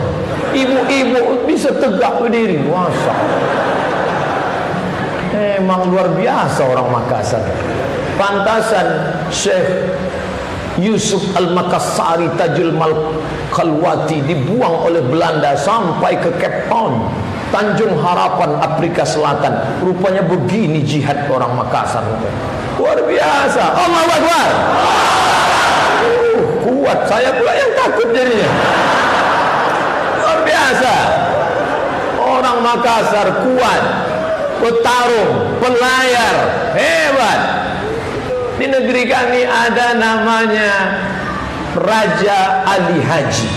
Raja Ali Haji luar biasa, bangsawan Melayu, tapi dibaca nasab-nasabnya ke atas masih dari Makassar. Darah-darah itu mengalir sampai nun ke kepulauan Melayu. Sampai hari ini namanya tetap diabadikan. Luar biasa. Jamaahnya tahan, ustaz pula tak tahan. Apa yang dimuliakan Allah Subhanahu wa taala, itulah yang dapat saya sampaikan. Nanti kalau ada orang bertanya, siapa yang ceramah tadi? Mudah ngingat namanya. Qul huwallahu ahad, Allahu shomad. Berapa lama dia ceramah tadi? 2 jam kurang 10 menit. Apa saja yang disampaikannya? Aku pun tak ingat tak apa-apa. Tapi rekamannya ada, insyaallah. Ada kamera, ada. Ini banyak, 1, 2, 3, 1, 2, 3, 4, 5, 6, 7. Luar biasa. Kita bertemu 2 kali majlis lagi, besok subuh, besok siang. Setelah itu saya akan pulang. Terima kasih. Wassalamualaikum warahmatullahi wabarakatuh.